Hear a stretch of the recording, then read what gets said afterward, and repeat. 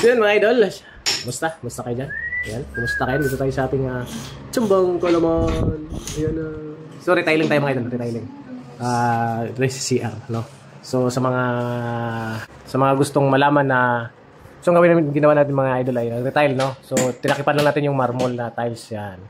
So pwede po natin na tapalan, no? Kasi hindi naman pinabakbak yung marmol, kumbaga pinatungan na lang. Ayan. So ito magagawa, yan ang gusto ng client. Pero kung ako diyan, bakbak, ano?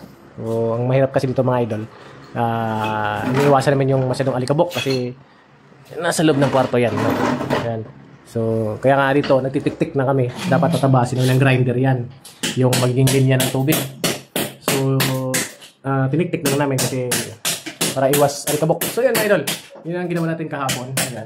So sasagad pa natin yan idol sa taas.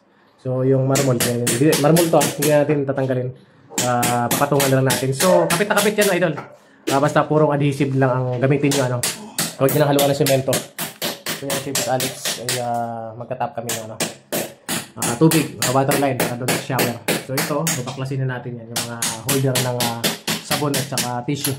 Ay talagang bago yan. So yan mga idol, yan ating so sa mga ma-encounter nyan na pwede bang rekta, pwede naman idol. Kung marmol, pwede naman sa purong adhesive ang inyong gamitin. Ayan. So yan mga idol, yun lang ating Tsambang Kalaman. Hindi tayo pwedeng mag-grind na magpausok sa loob. Di baling medyo matagal kasi nasa kwarto tayo, no? Bawal siyempre may nakatira dito bawal tayo magpausok. So kung wala lang, mabilisan lang yan, grind lang natin yan. Yan. So yun mga idol, thank you mga followers dyan. May salamat. Good morning sa mga idol. Good morning, Tsambang Kalaman. Ayan.